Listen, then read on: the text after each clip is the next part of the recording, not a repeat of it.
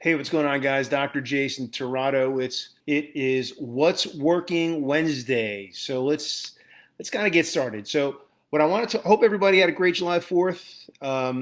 It's amazing we get back on Tuesday, and it's Tuesdays feel like Mondays.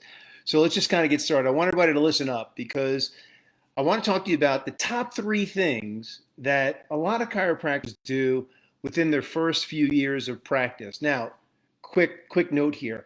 I did these things also. Okay, so I am just as guilty as doing these things. All right. So if you're doing these things, don't be so hard on yourself. Okay, because I did these things. But quick note, I struggled my first 2, 3 years in practice. I didn't know any better, but now I do know better. And so I'm telling you so that you stop making the same mistakes that I made. So I want you to listen up, because if you're doing any of these three things, then just stop, because you are definitely hurting your success.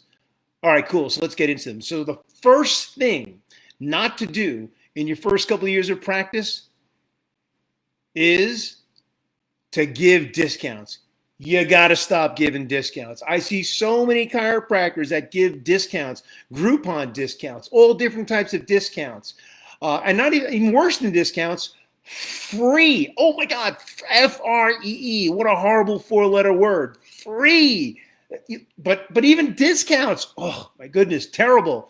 Don't give discounts. You don't have to give discounts. Look, when you're giving discounts, you're attracting a certain type of clientele that only wants to spend money on discounts. That's it. Now, I know a lot of other marketers out there will tell you, give discounts, do Facebook discounts, do Groupon discounts. You'll get 10 people in and you'll get 2 good ones out of it. That's not enough justification to be able to do all the work that you're going to put into filtering through those tire kickers that walk into your house that walk into your office looking for discounts. Just remember that concept, that idea, of giving those discounts. It doesn't work. You attract only people that are looking for discounts. And I'll tell you something. After you get those kind of people in, if you do get those kind of people in, it's almost impossible to raise your value or even raise your prices back up to your full prices, because everybody's looking for a discount and they don't want to pay your full price. So that's going to make it really difficult for you. This concept is based in the psychology of simple sales, and it's based in the way that discounts really impact the subconscious mind of a person. And so when you offer discounts, you're coming from a mentality of lack, a mentality of scarcity. And so you want to be careful getting caught up in these scarcity mentalities, because once you've got that scarcity, mentality, forget it. It destroys your practice. Believe me, I know. I was there. I hated it. I'll never go back. You got to realize that when you're in a scarcity mentality, what you're doing is you're literally projecting your own mindset, your own money mindset, and all your beliefs about money, and you're projecting that onto your patients. And so, in other words, you're broke, you're struggling, you're not making any money, and so you think, how in the world are my patients going to be able to afford to pay for my care? And so completely forgetting that other people have beliefs about money that could be different than yours. So don't project that onto other people. Don't attract those types of people. Don't give out discounts. The other thing to think about is I gave discounts probably for my first 2, maybe 3 years of practice when I first started, and I struggled to succeed. And I'll tell you something, I don't even know why I struggled. I used to give away these discounts, and some people would take it, but the majority of people didn't even want to come in, because that's what I was projecting out there. And what you project out there is what basically comes in. And I'll tell you something, it's really crazy, because during that time, what I didn't really think about was the fact that I was paying. I used to go to this gym to go work out. And the gym itself was very expensive. And I used to pay that hefty price at the gym every single month for my membership. And for me personally, I had prioritized my money and the money that I was going to spend into my workout, because I felt my workout was important for me, for my health, for my sanity. So I prioritized that. So what I want you to remember is I want you to remember this with your patients, is that, people put money where, people put money on what they have prioritized inside their life.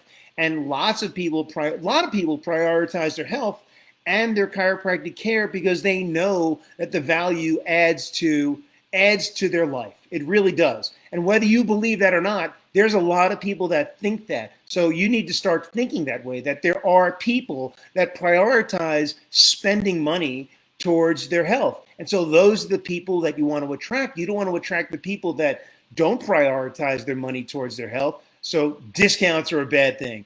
The second thing that I want you to do, that I don't want you to do within your first couple of years of practice, is I don't want you to really isolate yourself. You see a lot of chiropractors, they think that they're their own island. They think that chiropractic is so different, and they really try to isolate themselves. And so when you isolate yourself and you try to figure things out on your own, you literally waste time.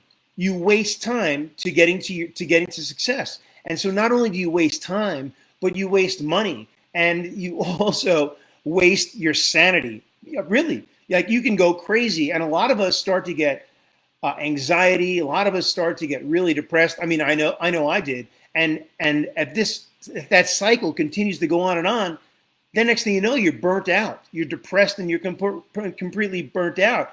And you know what? Then some people actually think about giving up. And then when they think about giving up, they think about maybe going to become an associate for another chiropractor, or they think maybe they should go take another job, or maybe go back to school to become a dentist. But really, when you isolate yourself, you literally drive yourself crazy. And so I'll tell you something. For the first 2 years that I was in practice, I mean, I tried everything out on my own. I was literally on my own. I did my spinal screenings. I did my dinner talks. I did everything. I even discounted my fees until I started to reach out to people and start to touch people. And I started to get help for the things that I was doing. And when I started to get help from other people, from other coaches, from other chiropractors, that's when things really started to shift in my practice. So now, even today, as I practice, and for my practice, and even for my coaching business, I'm never without help. I've always got a mentor.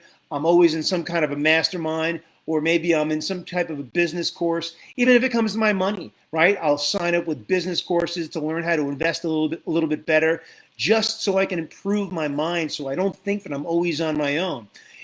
Right now there's so many options out there to be able to do that. And there's really no excuses to have to try to figure it out on your own. I mean, just go out there and go get some help. Don't isolate yourself. It's a complete waste of time. Reach out and look for help. And once you get that help, it'll literally catapult you to your successful dream, to your successful practice that you want to get. And so the third thing is really not to do in your first few years of practice is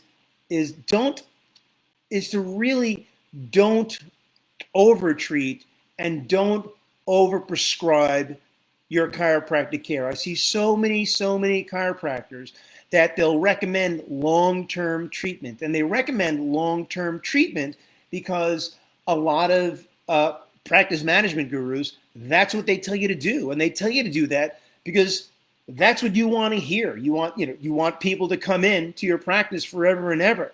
Don't do that. Don't try to literally, eke out, tons and tons of visits for a patient. You don't have to do that.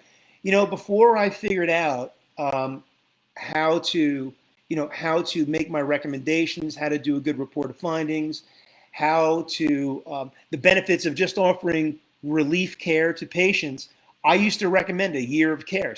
My minimum was 6 months of care. And granted, I would have a person that would come in for 6 months because they paid for it, because I had these pay in advance for the care plans that these coaches and these gurus used to tell me to do. But you know what? These people, assuming that they finished the care plan, they never came back, and they never referred. And I always thought it was me or something like that. And it was me. It's because I was over prescribing, over recommending. Now, did my patients get better? Yeah, they got better. But I mean, all these patients were getting 6 months of care, 8 months of care, 12 months of care. And for me personally, it was too much. I was basically burning these people out.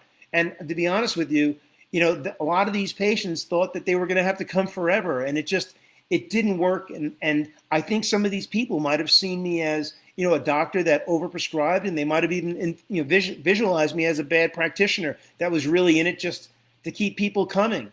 It wasn't good. It was just a hot mess. And once I started to specifically offer relief care and just kind of explain how chiropractic works and what I was going to do for them and adjust them, and start to just adjust them literally on their first day, assuming that I could and assuming that it was warranted, that's when my practice really started to blow up. When I started to offer relief care, and when that's when people really started to refer back to my office, refer patients back to my office. And I'll tell you something, a good statistic to keep is to really think about how many patients that you get, what's the percentage of the new patients that come into your office every single month that come from referrals? Because really that should be literally over 80%. If you're not getting 80% of your new business, your new patients coming from patient referrals, you got something wrong. You've got to take a look at your treatment recommendations, because you know what, they might be too long.